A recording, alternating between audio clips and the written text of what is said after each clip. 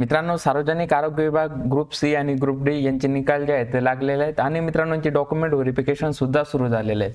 तर मित्रांनो, group D चं सुद्धा डॉक्युमेंट व्हेरिफिकेशनचे ईमेल्स यायला लागलेले आहे, तर त्याच्याबद्दल आपण माहिती पाहणार आहोत। तसेच मित्रांनो, हे डॉक्युमेंट व्हेरिफिकेशन जे आहे ते कशा पद्धतीने प्रक्रिया होणार आहे त्याच्या संदर्भात आपण माहिती जी आहे ती या व्हिडिओमध्ये पाहणार आहोत। सिलेक्शन मित्रांनो तुमचं झालं असेल, निकाल येणे बाकी असेल किंवा मित्रांनो तुम्हाला डॉक्युमेंट व्हेरिफिकेशन रिलेटेड काही प्रश्न असतील तर हा व्हिडिओ जो आहे तो शेवटपर्यंत पहा, तुमच्या मित्रांनो डाऊट्स याच्यातून क्लिअर होऊन जातील। नवीन असाल मित्रांनो चॅनलला सबस्क्राइब करून घ्या, शेजारील बेलचं बटन सुद्धा दाबून घ्या। तसेच मित्रांनो, आगामी विविध पदांसाठी तुम्ही तयारी करत असाल तर मित्रांनो practice exam preparation app download करा। इथे मित्रांनो तुम्ही आरोग्य सेवक, ग्रामसेवक, जिल्हा परिषदेचा आणखी मित्रांनो आरोग्य सेविका, मुख्य सेविका, त्यानंतर पुरवठा निरीक्षक, आदिवासी विकास विभाग भरती, तर या सर्व पदांची मित्रांनो इथे तयारी तुम्ही करू शकतात। इथे तुम्हाला स्टडी मटेरियल बॅचेस जे आहेत उपलब्ध आहे, फ्री मध्ये देखील मित्रांनो खूप सारं मटेरियल इथे उपलब्ध आहे। ठीक आहे, ॲप डाउनलोड करायचं, तिथून तुम्ही अभ्यास करू शकतात। आता पहा मित्रांनो, ग्रुप सी साठी तर डॉक्युमेंट व्हेरिफिकेशन सुरू झालेले आहेत, ग्रुप डी साठी सुद्धा डॉक्युमेंट व्हेरिफिकेशन सुरू झालेले आहे। तर मित्रांनो, खाली तुम्हाला डिस्क्रिप्शन बॉक्स मध्ये ही लिंक दिलेली आहे आरोग्य विभागाची। हे शेड्यूल जे आहे मित्रांनो, वेळापत्रक जे आहे ते प्रसिद्ध झालेले आहे बघा, verification schedule public health joint director NCD. तर याच्यामध्ये तुम्ही पाहू शकतात, हे बघा सार्वजनिक आरोग्य विभाग गट क पद भरती 2023 समुपदेशन। आता मित्रांनो नाशिक सर्कल साठी सर्कलनुसार वेगवेगळी होणार आहे आणि इथे पहा मित्रांनो, इथे विद्यार्थ्याचं नाव दिलेलं नाहीये, परंतु इथे काय काय दिलेलं आहे तर ऑफिसचं नाव दिलेलं आहे, काउन्सिलिंग सेंटरचं नाव दिलेलं आहे, इव्हेंट काउन्सिलिंग डेट म्हणजे व्हेरिफिकेशनची इथे तारीख दिलेली आहे बघा 17/2/2024। उद्यापासून म्हणजे आजपासूनच मित्रांनो डॉक्युमेंट व्हेरिफिकेशन जे आहे ते सुरू झालेली आहे। तर एक्सरे असिस्टंट, त्याच्यानंतर मित्रांनो public health SP OC details म्हणजे मित्रांनो सिंगल पॉइंट ऑफ कॉन्टॅक्ट, जर तुम्हाला काही प्रॉब्लेम येत असेल तर मित्रांनो कर्मचारी दिलेले तर त्यांचा मोबाईल नंबर इथे दिलेला आहे, या मोबाईल नंबर तुमच्याकडे सेव्ह करून ठेवायचा, याच्यावर तुम्ही कॉन्टॅक्ट जो आहे तो करू शकतात। ठीक आहे, पदानुसार मित्रांनो इथे डेट दिलेली, टाइम दिलेले आहे आणि कॅन्डिडेट काउंट म्हणजे किती विद्यार्थी बोलवले आहेत ते मित्रांनो इथे दिलेले आहे। आता ज्या विद्यार्थ्यांना बोलवलेले तर त्या विद्यार्थ्यांना जो आहे तो ईमेल येतो, कशा पद्धतीचा ईमेल येतो एकदा मी थोडक्यात तुम्हाला दाखवतो पहा। मित्रांनो, आपले टेलिग्राम चॅनल तुम्ही जॉईन केले नसेल तर जॉईन करून घ्या। तसेच जेवढे पण ग्रुप सी ग्रुप डी मध्ये ज्या पण विद्यार्थ्यांचं सिलेक्शन झालेलं आहे सर्वांचं अभिनंदन। तुम्हाला काही अडचण येत असेल मित्रांनो, खाली डिस्क्रिप्शन खाली कमेंट बॉक्स मध्ये तुम्ही विचारू शकतात किंवा माझा व्हॉट्सअप नंबर दिलेला आहे त्या व्हॉट्सअप नंबरला सुद्धा मित्रांनो तुम्ही विचारू शकता तुम्हाला काही अडचण येत असेल तर।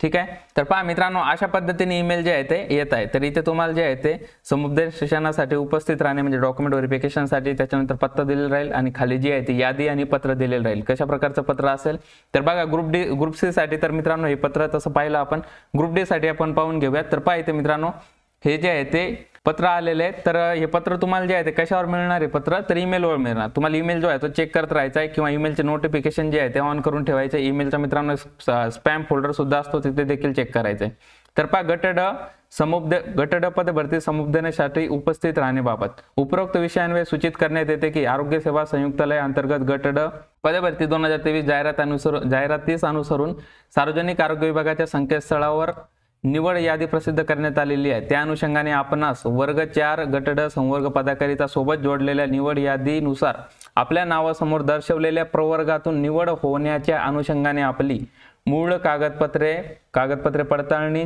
तसेच समुपदेशनासाठी 20 फेब्रुवारी 2024 रोजी 9 वाजता खालील प्रमाणे नमूद पत्त्यावर उपस्थित राहावे। म्हणजे गट ड चे सुद्धा मित्रांनो डॉक्युमेंट व्हेरिफिकेशन सुरू झालेलं आहे 20 तारखेपासून।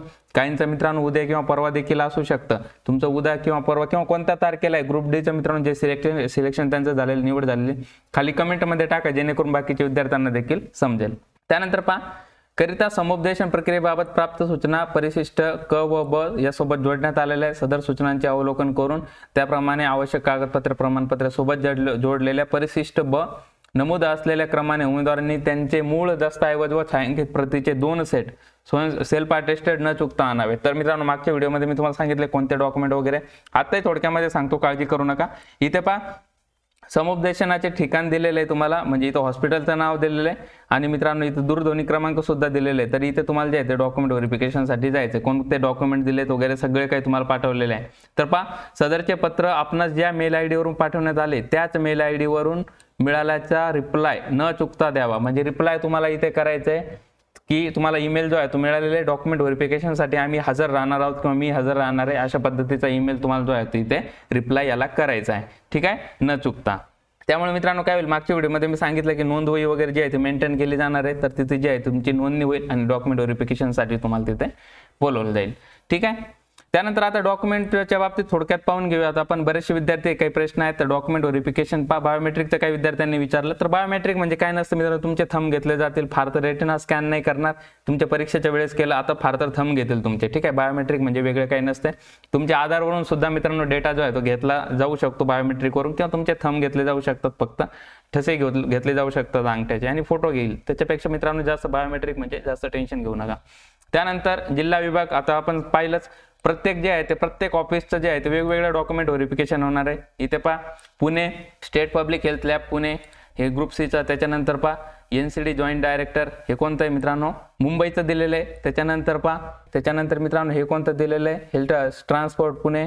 त्याच्यानंतर हे कोणतं, malaria filaria water born disease Pune. तर अशा प्रकारे मित्रांनो वेगवेगळ्या कार्यालय, वेगवेगळे ऑफिस जे आहेत किंवा मित्रांनो हॉस्पिटल आहेत, तर तिथे तुमचं डॉक्युमेंट व्हेरिफिकेशन जे आहे ते होणार आहे. इथे मित्रांनो कॅन्डिडेट काउंट देखील दाखवलेलं आहे कोणत्या पदासाठी. आणि तुम्हाला जो ईमेल येतोय त्या ईमेलमध्ये मित्रांनो सविस्तर माहिती असते. तो ईमेल तुम्ही व्यवस्थित वाचायचा आहे. काही अडचण आली तर माझा व्हॉट्सअप नंबर आहे डिस्क्रिप्शन बॉक्समध्ये, तिथून घ्या. तिथून तुम्ही मेसेज करू शकतात किंवा खाली कमेंटमध्ये देखील विचारू शकतात काही अडचण येत असेल तर. ठीक आहे. त्यानंतर मित्रांनो एखादं डॉक्युमेंट जर नसेल तुमच्याकडे तर तुम्हाला ते तिथं आहे 100 रुपयाचं स्टॅम्प पेपर मित्रांनो तुम्हाला जसं लिहून देता येईल. आणि मित्रांनो ते डॉक्युमेंट जे 1 महिन्याच्या आतमध्ये तुम्हाला सबमिट करता येईल, तसे देखील मित्रांनो इथे तरतूद आहे. आणि कोणते डॉक्युमेंट जर फसवक किंवा अनुभव सर्टिफिकेट किंवा मित्रांनो कास्ट सर्टिफिकेट असं काही मित्रांनो तुम्ही जर बोगस सर्टिफिकेट जर घेऊन गेले तर मित्रांनो तुमची जी आहे ती तुम्हाला अपात्र करण्यात येईल, नोकरीवरून काढून टाकण्यात येईल. आणि मित्रांनो आणखी एक आहे, आता 7 दिवसाच्या आतमध्ये जे आहे तुम्हाला जॉईनिंग करावे लागेल इथे. तसं मित्रांनो नियुक्ती आदेश ज्या पद्धतीने येतात त्या पद्धतीने मित्रांनो तुम्हाला तिथे लक्षात येईल. आता पहा कागदपत्र तपासणीसाठी उमेदवाराचं नाव, पदनाम, अर्ज क्रमांक, बैठक. तर इथे पहा जन्म तारखेचे प्रमाणपत्र. तर याच्यामध्ये पहा जन्म प्रमाणपत्र म्हणजे बर्थ सर्टिफिकेट किंवा शाळा सोडल्याचा दाखला, किंवा मित्रांनो लिव्हिंग सर्टिफिकेट, किंवा मित्रांनो तुमचं 10वीचं जे सर्टिफिकेट असतं SSC त्याच्यावर देखील जन्मतारीख असते, तर तो तुमचा पुरावा झाला. त्याच्यानंतर जात प्रमाणपत्र, कोणती जात प्रवर्ग वगैरे, पोटजात. त्याच्यानंतर त्याचा क्रमांक. जात वैधता प्रमाणपत्र. आता मित्रांनो हे जात वैधता प्रमाणपत्र सगळ्यांकडे नसतं, तर तुमची निवड झाल्यापासून तुम्हाला 6 महिन्याचा कालावधी दिला जातो. त्याच्यानंतर तुमचं जात वैधता म्हणजे कास्ट व्हॅलिडिटी झाली की तो तुम्हाला जमा करायचं असते. त्याच्यानंतर नॉन क्रिमिलियर जर त्याच्यामध्ये मोडत असाल तर आदिवासी प्रमाणपत्र म्हणजे मित्रांनो डोमिसाईल सर्टिफिकेट. ठीक आहे, याच्या बाबतीत सुद्धा आपण बोललेले. त्याच्यानंतर 10वी 12वी, त्याच्यानंतर पदवी किंवा पदविका, त्याच्यानंतर पोस्ट ग्रॅज्युएशन किंवा इतर काही क्वालिफिकेशन तुमचे असेल, सर्टिफिकेट कोर्सेस असेल, सगळे जे आहे ते डॉक्युमेंट तुम्हाला एज्युकेशनल क्वालिफिकेशनचे घेऊन जाणे सोबत कंपल्सरी आहे. ठीक आहे. त्याच्यानंतर अनुभव, कुठला तुम्हाला अनुभव असेल, शासकीय किंवा निमशासकीय, खाजगी कोणती संस्था असेल, तिथं वेतन किती मिळत होतं वगैरे सगळे काही डिटेल्स तुम्हाला इथे घेऊन जाणं. ते सर्टिफिकेट मित्रांनो त्याच्यावर सगळे काही डिटेल्स असते, वेतन वगैरे सर्व काही दिलेलं असतं त्याच्यावर. त्याच्यानंतर रजिस्ट्रेशनचं सर्टिफिकेट असतं पहा. बरेचसे असं फार्मसी काउन्सिल असेल, डेंटल काउन्सिल असेल, फिजिओथेरपी किंवा नर्सिंग असेल तर त्यांचं सर्टिफिकेट असते, ते तुम्हाला सोबत नेणं गरजेचं. MSCIT केला असेल तर MSCIT लागत असेल तर घेऊन जा. त्याच्यानंतर समांतर आरक्षणासाठी पहा प्रत्येकाचं जे आहे ते वेगवेगळे सर्टिफिकेट असतं, ते सर्टिफिकेट तुम्हाला लागेल त्याच्यामधून तुमचं निवड झाली असेल तर. लहान कुटुंबाचं प्रमाणपत्र तुम्हाला तिथे भरून द्यायचं असते जर तुम्ही विवाहित असाल तर. त्याच्यानंतर पत्त्यावर राहत असल्याचा पुरावा, तर तुम्ही इथे काय नेऊ शकता, तुमचं इलेक्ट्रिसिटी लाईट बिल नेऊ शकतात, किंवा मित्रांनो आधार कार्ड देखील चालेल. परंतु आधार कार्ड मित्रांनो आधार कार्डवरचा पत्ता जो आहे तो परमनंट ॲड्रेस असतो, तुमचा राहता पत्ता जो आहे तो वेगळा असतो. त्याच्यामुळे तुम्ही काय करायचं, इलेक्ट्रिसिटी बिल लाईट बिल जे आहे ते सोबत घेऊन जाऊ शकतात. त्याच्यानंतर ओळखपत्र, आधार कार्ड पॅन कार्ड सोबत न्या, किंवा डॉक्युमेंट व्हेरिफिकेशन वगैरे ते देखील नेलं तरी चालेल. आणि 2 पासपोर्ट साईज फोटो देखील सोबत असू द्या. त्याच्या आणखी नावामध्ये जर बदल असेल तर गॅजेट मुलींनी बनवले असेल, विवाह प्रमाणपत्र असेल, विवाह नोंदणी असेल तर ते सोबत घेऊन जायचे. अशा प्रकारे मित्रांनो एवढे डॉक्युमेंट जे आहे तुम्हाला लागणार आहे. आशा आहे सर्वांना समजलं असेल. आता या व्हिडिओमध्ये मित्रांनो मी थोडंसं फास्टमध्ये सांगितलंय, मागच्या व्हिडिओमध्ये जे आहे ते आपण डिटेलमध्ये यावर डिस्कशन जे आहे ते केलेलं आहे. तरी मित्रांनो तुम्हाला काही अडचण असेल याच्या बाबतीत तर खाली कमेंटमध्ये तुम्ही विचारू शकतात, तुम्हाला मित्रांनो त्याचा रिप्लाय जो आहे तो मिळून जाईल. तर चला मित्रांनो डॉक्युमेंट व्हेरिफिकेशनसाठी कागदपत्र पडताळणीसाठी सर्वांना शुभेच्छा. आणखी मित्रांनो निकाल सुद्धा राहिलेले आहेत, तर कोणकोणते निकाल राहिले तर मित्रांनो ते निकाल लवकरच येतील. आणि तुमचा निकाल तुम्हाला अजून पाहायला मिळाला नसेल तर कोणत्या पदासाठी कोणत्या जिल्ह्याचा खाली कमेंटमध्ये मित्रांनो नक्की सांगा, जेणेकरून जसा निकाल उपलब्ध होईल तुमच्यापर्यंत जो आहे तो शेअर करण्यात येईल. निकाल मित्रांनो तुम्हाला कुठं मिळत असतो तर आपल्या टेलिग्राम चॅनलला निकाल मिळत असतो. टेलिग्राम चॅनल जे आहे ते जॉईन करून घ्या. इथे मित्रांनो जसे निकाल प्रसिद्ध होतात सगळे निकाल जे आहे ते टाकले जातात. ठीक आहे. तर अशा प्रकारे मित्रांनो कागदपत्र पडताळणीबाबत ही माहिती जी आहे ते आपण पाहिलेली आहे. याच्यामध्ये काही अडचण असेल, कुठलीही अडचण असेल मित्रांनो तर बिंदास कमेंटमध्ये टाका, किंवा माझा व्हॉट्सअप क्रमांक खाली डिस्क्रिप्शन बॉक्समध्ये आहे तिथून घ्या आणि मित्रांनो व्हॉट्सअपला मेसेज करा. ठीक आहे. चला मित्रांनो धन्यवाद. हा व्हिडिओ जास्तीत जास्त शेअर करा, या व्हिडिओ लाईक करा. चॅनलला तुम्ही अजून सबस्क्राईब केलं नसेल सबस्क्राईब सुद्धा करून घ्या। महत्वाचं मित्रांनो एक सांगायचं राहिलं तुम्हाला, तर तुम्हाला जे आहे ते डॉक्युमेंट व्हेरिफिकेशनसाठी ईमेल्स येत आहेत, तर ईमेल्सवर तुम्हाला लक्ष ठेवायचं आहे। तुम्हाला कॉल सुद्धा येतात, तर कॉल्सवर देखील लक्ष ठेवायचं आहे, कॉल मिस करायचा नाहीये। आणि ईमेल सुद्धा मित्रांनो स्पॅम मध्ये चेक करा, किंवा मित्रांनो अपडेट्स मध्ये येतात, तिथे अपडेट्स नावाचं एक सेक्शन असतं ईमेल मध्ये, तिथे चेक करत राहायचं आहे।